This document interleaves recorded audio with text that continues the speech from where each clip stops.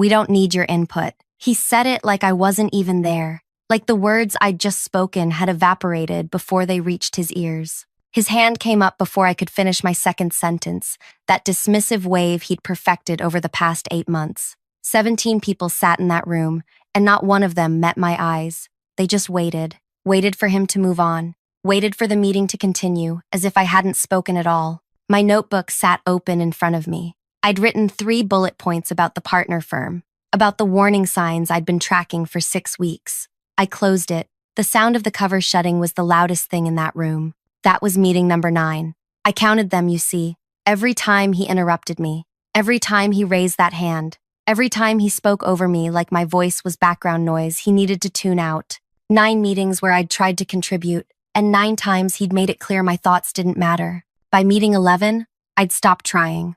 Thank you for listening to me tell this. Really, I need you to know that someone hears me now, even if he never did. Tell me in the comments where you're listening from. I want to know who's out there, who understands what it feels like to be silenced. My name is Leah. I'm 32 years old, and before all of this happened, I was the kind of person who believed hard work spoke for itself. I grew up in a small town where my dad ran a hardware store and my mom kept the books. They taught me that if you did good work, people noticed. They taught me that competence mattered more than noise. I carried that belief with me through college, through my first job, through every late night I spent building models and checking data while other people were out networking at happy hours. I don't like confrontation. Never have. I'm the person who rehearses conversations in the shower, who writes emails and deletes them 3 times before sending. I bite my thumbnail when I'm nervous. I organize my desk when I'm anxious. And I remember details. Small things. The way people phrase sentences when they're hiding something. The exact date someone made a promise they didn't keep. I've always been that way, even as a kid. My mom used to say I had a steel trap for a memory, but it made me too serious. She wanted me to let things go more easily. I never learned how. I started at the firm 4 years before everything fell apart. Junior analyst position, decent salary, good benefits. The company handled logistics consulting for mid-size manufacturers. Nothing glamorous, but stable. Important work that kept supply chains running, kept products moving, kept businesses alive. I was good at it, better than good. I built a forecast model in my first year that identified a supply vulnerability no one else had caught. It saved the company $3 million in the first quarter after implementation. The CEO presented it to the board as something the leadership team had collectively observed. I remember sitting in my cubicle when I heard about it, eating lunch at my desk like I always did, reading the internal memo that praised our strategic leadership for the insight. I told myself it was fine. That's how companies work, right? Ideas flow up, credit spreads wide. I was building my reputation through results, not recognition. I made senior strategist 18 months later, youngest person to reach that level in the firm's history. I had my own office, a small one that overlooked the parking structure, but it was mine. I had a window. I had a door that closed. I thought I was building something real. The CEO's name was Robert, 51 years old, business degree from a respected university, 20 years in the industry. Everyone called him Rob, said it with this familiarity that suggested they'd known him forever. He wore expensive suits, but never the most expensive. He laughed at jokes in meetings, always a beat after everyone else, like he was making sure it was safe to laugh first. In my first 2 years, he'd nod when I spoke. He'd say things like, "Good point," or "Let's explore that." He never said my name when he repeated my ideas to others, but he acknowledged me in the moment. That felt like enough. Things shifted about 8 months before meeting number 11. Small changes at first. He'd check his phone when I presented. He'd interrupt with a different topic before I finished. Then the interruptions got sharper, more dismissive. By month 4, he wasn't even pretending to listen. He'd raise that hand, palm out, and say things like, "Let's keep moving," or "We're getting off track," even when I was directly addressing the agenda item we were discussing. Other people started doing it too. Once he made it acceptable to cut me off, others followed. A senior director named Lauren started talking over me in meetings. A manager named Todd would literally start whispering to the person next to him while I spoke. It was like watching a slow erasure. I'd open my mouth, and people would look away. I started documenting every meeting, every interruption, the date, the topic, who was present, what I'd been trying to say. I didn't know what I'd do with the information. I just knew I needed to remember correctly. Needed proof that I wasn't imagining it, that it was really happening. Meeting number 11 was on a Wednesday. Morning session, full strategy team, plus 2 department heads who usually didn't attend. I'd been tracking something for 7 weeks by then. One of our oldest partner firms, a company we'd worked with for 12 years, was changing. Small shifts in their communication. Their CEO had been named to some big foundation board, the kind of position that changes how people see themselves. They'd started using different language in emails, more formal, more distant. I'd noticed them pulling back from 3 collaborative projects, citing scheduling conflicts each time. I knew what it meant. They were repositioning, getting more selective. We weren't going to be a priority for them anymore, and if we didn't adjust our approach, we'd lose them entirely. That kind of loss would hurt. They represented 18% of our annual revenue. I tried to bring it up in meeting 11, got halfway through my first sentence before Robert raised his hand. "Let's stay focused on real concerns," he said. Then he laughed. Actually laughed. Like the idea of me having insight worth hearing was funny. Someone coughed. Lauren shifted her papers. Todd looked at his phone. I closed my notebook and didn't open it again for the rest of the meeting. I walked back to my office afterward and sat in my chair for 20 minutes, staring at the parking structure. Cars pulling in, cars pulling out, people going about their days like nothing had happened. Like I hadn't just been erased in front of a room full of colleagues who'd let it happen without a word. That night, I went home to my apartment and made tea I didn't drink. I sat on my couch with my laptop and started searching. I pulled up Robert's background file from the company archive, the one from his hiring process years before I'd joined. Standard information, education, experience, references. But I started looking deeper. Old interviews in trade publications, industry conference photos, board member profiles. That's when I found it. An interview Robert gave 8 years ago, right after he'd been hired. The journalist asked who'd influenced his career most. Robert named someone, called him a mentor, the man who believed in him when others hadn't, the man who saw his potential. I looked up the name. Emeritus board member at our firm. He'd stepped down from active chairmanship 5 years ago, but still held a board position, still attended quarterly meetings. I found a photo of them at an industry dinner. Robert looking at this man, with something close to worship in his eyes. I had built my career on noticing things other people missed, on tracking patterns, on understanding how relationships shape decisions. And sitting there on my couch at 11 at night, I realized I'd just found the one relationship that mattered more to Robert than anything else. I didn't have a plan yet, but I had a thread, and I knew how to pull threads carefully, how to see where they led without breaking them too soon. The emeritus board member's name was Frank. I found that in the company directory, along with his assistant's contact information. He kept office hours on Tuesdays and Thursdays, even though he wasn't actively running anything anymore. Old habits, I guessed. Or maybe he just didn't know what else to do with his time.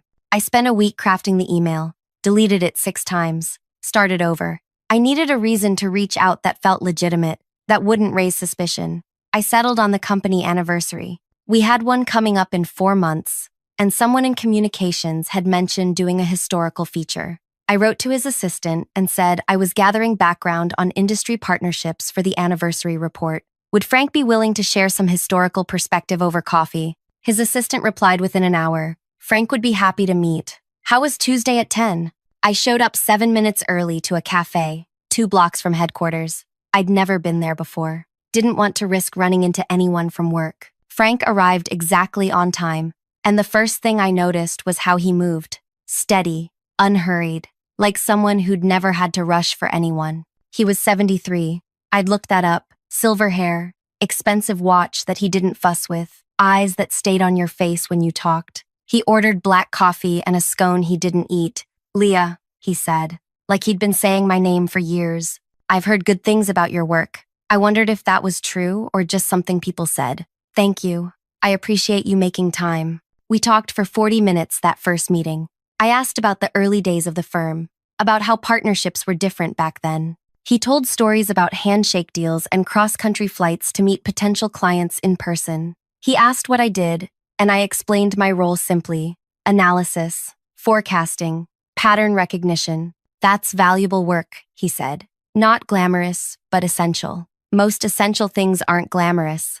I said. He smiled at that. A real one. Not the kind people use in business meetings. You're right about that.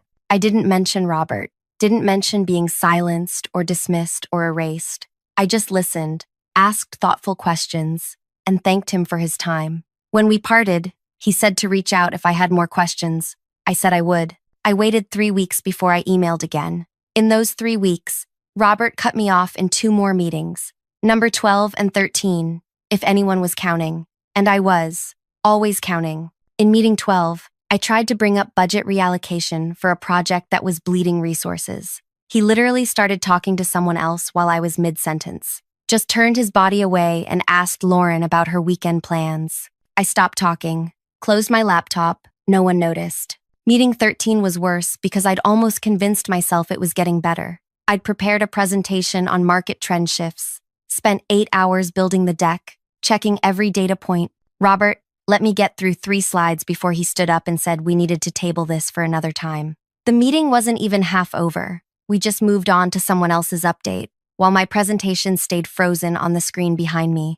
I went to the bathroom after and locked myself in a stall. Didn't cry. I'd stopped crying about this months ago. Just stood there breathing slowly, counting tiles on the floor. 11 tiles across, 14 tiles deep, 154 tiles total in that bathroom. Numbers were reliable. Numbers didn't change their mind about you. My second meeting with Frank happened at the same cafe. I'd sent him a question about partnership evolution, about how firms knew when relationships were shifting. He suggested coffee again, and this time, we talked for an hour. I told him I'd been studying how communication patterns changed when partnerships weakened, how language shifted, how timing of responses indicated priority levels. You're looking at behavior, not just contracts, he said. Contracts tell you what people agreed to once, I said. Behavior tells you what they're choosing now. He nodded slowly, like I'd confirmed something he'd been thinking. Have you noticed any patterns in our current partnerships? I had. Of course I had. I'd been tracking them for months, but I kept my answer measured. A few interesting shifts. Nothing alarming yet, but worth monitoring. Send me your observations, he said. I'd be curious to see what you're noticing. I sent him a 2-page analysis that night, carefully worded, professional. I focused on 3 partnerships, including the one I'd tried to warn Robert about. I didn't frame it as a warning, just presented the data. Response time increases, language formality changes, meeting cancellation patterns. Let the numbers speak. Frank replied the next morning, this is excellent work. Let's discuss next week. We fell into a rhythm after that. Coffee every 2 to 3 weeks. Always brief, always professional. I never complained about Robert, never mentioned the meetings where I was silenced. I just talked about the work, about patterns and relationships and the small signals that most people missed. Frank asked good questions. He'd referenced something I'd mentioned in a previous conversation. Show me he'd been thinking about it. During our 4th meeting, he told me about his early career, about a boss who'd never listened to him until it was too late. A major client had left because his boss had ignored warning signs. I tried to tell him, Frank said, but some people can't hear until the consequences are already happening. I sipped my coffee and said nothing, but I filed that story away, turned it over in my mind later that night. Frank had learned young what it felt like to be unheard, and he'd clearly never forgotten. Work got worse. Robert started bringing in an outside consultant, a guy named Brian who'd worked with him at his previous company. Brian sat in our meetings now, and Robert asked his opinion on everything. Actually turned to him and said, "What do you think, Brian?" Like Brian's 3 weeks with our company made him more valuable than those of us who'd been there for years. In meeting 16, I tried to correct an error in Brian's analysis. The numbers he'd cited were wrong, not opinion, wrong, mathematically wrong. I said it as gently as I could. I think there might be a calculation error in that projection. Robert didn't even look at me. Brian's methodology is sound. Let's move forward with his recommendation. The wrong numbers went into the quarterly report. I had to watch it happen, knowing it was incorrect, knowing it would create problems down the line. I documented it, added it to my growing file of mistakes and dismissals and erasures. I stopped eating lunch in the break room, stopped joining colleagues for coffee. I came in early, stayed late, and kept my head down. Lauren asked me once if I was okay. I said I was fine. She didn't ask again. At home, I lived in comfortable silence. I had a 1-bedroom apartment with a balcony I never used. I ordered groceries online. I listened to podcasts while I cooked simple meals. I ran 3 miles every morning before work, the same route every day. Predictability felt safe. Control felt necessary. My younger sister called every Sunday. She lived across the country, worked in graphic design, had 2 kids and a husband who coached Little League. She'd ask how work was going, and I'd say fine. She'd tell me about her kids' latest adventures, and I'd listen and ask questions and feel grateful that someone's life was working out the way it should. I didn't tell her what was happening, didn't want her to worry, didn't want to hear advice about standing up for myself or finding a new job. This wasn't about running away. This was about something else.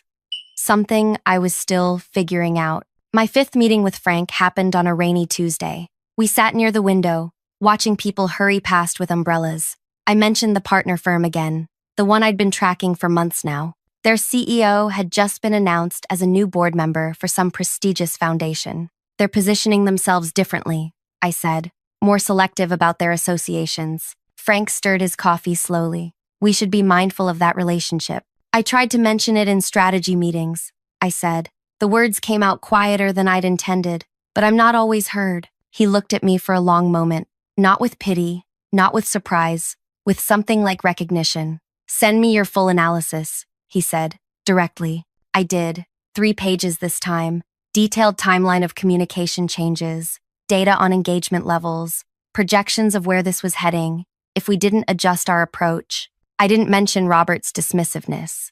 I didn't mention meeting 11 or his laughter or the way he'd made me feel small. Just presented the facts. Let them tell their own story. Frank called me 2 days later, not emailed, called. This is important work, he said. I'm going to share it with a few other board members. I want you to know that. Thank you, I said. No, he replied. Thank you for trusting me with this. I hung up and sat very still in my office. My hands were shaking slightly, not from fear, from something else, something that felt like a door opening in a room I'd thought was sealed shut. Meeting 18 happened the following week. Robert was in rare form, joking with Brian, barely glancing at the agenda. When we got to partner updates, he launched into his usual confident assessment. Everything was fine. All relationships were strong. We had nothing to worry about. I didn't say anything, just took notes and watched. 2 weeks passed. I heard through Lauren that Frank had started making calls, asking questions about partner relationships, requesting historical data. Robert didn't seem concerned. Why would he be? Frank was emeritus, a figurehead, someone who showed up to quarterly meetings and voted with whatever the active board recommended. Robert didn't know Frank had been having coffee with me for 3 months, didn't know I'd sent analysis directly to him, didn't know that the man whose approval he'd built his entire career on was watching him differently now. I came in early the morning of the quarterly strategy meeting. It was scheduled for 9, full leadership team plus department heads, standard agenda, budget review, project updates, partner relationship status. I'd stopped preparing presentations, stopped hoping my voice would matter. I brought my notebook and planned to sit quietly, same as always. I got coffee from the break room and walked back toward the meeting space. That's when I saw Frank in the lobby, just standing there in his coat, talking to someone from facilities. My heart kicked hard against my ribs. He wasn't supposed to be here. This wasn't a board meeting. This was internal strategy. Frank didn't attend these. He saw me and nodded. Nothing more, just a simple acknowledgement. I nodded back and kept walking. The meeting room filled up. Robert arrived last, laughing with Brian about something. He didn't notice Frank sitting in the back corner. None of them did. They were too busy settling in, opening laptops, pouring water from the pitchers on the side table. Robert called the meeting to order. We moved through budget items, discussed project timelines. Everything normal, everything routine. Then we hit partner relationships. Robert stood up. He loved standing when he presented, liked the authority it gave him. Our partnerships remain strong, he started. In fact, I'd say we're in the best position we've been in years. He pulled up a slide showing our top 5 partners. The firm I'd been tracking was listed second. Robert pointed at their logo and smiled. This one's been particularly solid. Their CEO calls me personally to check in.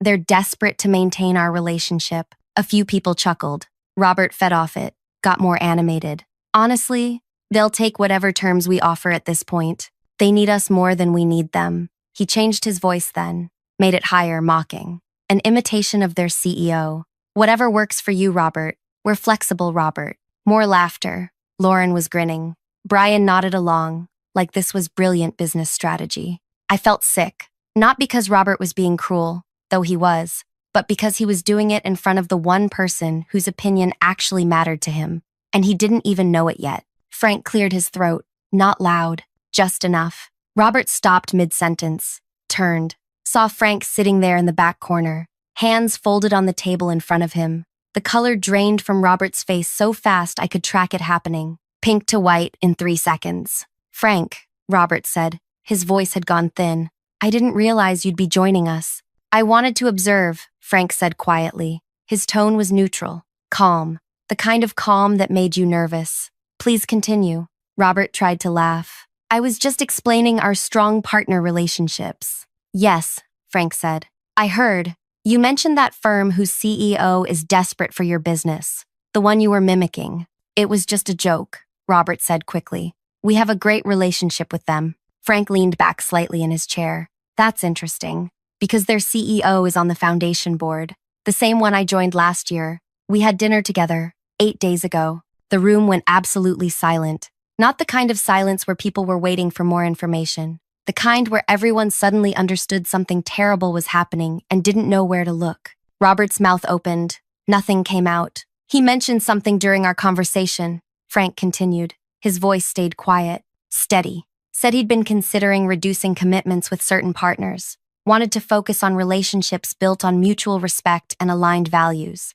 Robert's hands gripped the back of the chair in front of him. Frank, I think there's been a misunderstanding. I don't think so. Frank stood up slowly. I received an analysis last month, very thorough. It detailed exactly the kind of communication shift that indicates a partnership in decline. Response delays, language changes, engagement reduction. The analyst predicted we'd lose this partner within 6 months if we didn't adjust our approach. He paused. Instead of adjusting, you mocked them in a room full of people. Robert looked around frantically. His eyes landed on me. Really looked at me for the first time in months. I saw the exact moment he understood, saw recognition flood his face, followed immediately by something that looked like betrayal, like I'd done something wrong by not letting him silence me forever. I held his gaze, didn't smile, didn't need to, just looked back at him with all the calm I'd been building for months. I'd like to see the full partner relationship analysis, Frank said, the one I received. I think the board needs to discuss this at the next meeting. He walked toward the door, then paused. The analysis was excellent work. Exactly the kind of strategic thinking this firm should be listening to. He left. The door closed behind him with a soft click. Robert stood frozen at the front of the room. Brian stared at his laptop. Lauren suddenly found her phone fascinating. No one spoke. No one moved. I gathered my notebook and stood up. Walked out of that room, with my head up and my hands steady. Behind me, I heard Robert say something about taking a short break. His voice shook. The board met the next day. I wasn't there, but I heard about it afterward. Frank called an emergency session, invited 3 other board members, made some phone calls that morning, including one to the partner firm's CEO, asked direct questions about their relationship with our firm, about their future plans, about their perception of our leadership. The partner CEO was honest, said they'd been considering ending the partnership, said they'd felt increasingly disrespected, said Robert's approach had become problematic. Frank presented my analysis, showed the board exactly what they'd been missing, what Robert had dismissed as unimportant, what he'd laughed at in meeting 11 while I sat there and absorbed the humiliation. 62 hours after Frank walked out of that strategy meeting, Robert submitted his resignation. The official statement went out that afternoon, pursuing other opportunities, grateful for his time with the firm, wishing everyone continued success. I read it at my desk, let the words settle, didn't feel triumphant, didn't feel vindicated, just felt tired, and maybe a little bit free. Robert cleaned out his office the next morning. I watched from my window as he carried a box to his car. He didn't look back at the building, just loaded his box, got in, and drove away. The man who'd built his career on Frank's belief in him had shown Frank exactly who he'd become, someone who couldn't hear warnings, someone who dismissed the people trying to help him, someone who mocked relationships that mattered until those relationships destroyed him. The firm brought in an interim CEO while they searched for permanent replacement. First strategy meeting after Robert left, I mentioned a forecast adjustment we needed to make. Opened my laptop, pulled up my analysis. The room went quiet, but different this time. Not the silence of people waiting for me to stop talking, the silence of people actually listening, really hearing what I had to say. Lauren asked a follow-up question. A good one. Brian took notes. The interim CEO nodded and said, "Let's make that adjustment. Can you send the full analysis to the team?" "Yes," I said. I never got Robert's job. Didn't want it. I'm still a senior strategist. Still in my office overlooking the parking structure. Still doing the work I've always done. But now when I speak, people listen. Now when I share analysis, it gets read. Now when I walk into meetings, I don't have to brace myself for erasure. Frank and I still have coffee sometimes. Less frequently now. We don't need the pretense of business discussions anymore. Last time we met, he asked how I was doing. Really asked, like he cared about the answer. Better, I told him. I'm doing better. He smiled. Good. You should be heard. Your work matters. If you stayed with me until now, thank you. Really. Thank you for listening to what he never would. Tell me in the comments what you would have done in my place. Would you have stayed quiet? Would you have fought differently? And if you want to hear more stories like this, stories about what happens when people finally stop accepting silence, you know what to do. I'll be here, telling the truth about what it takes to be heard.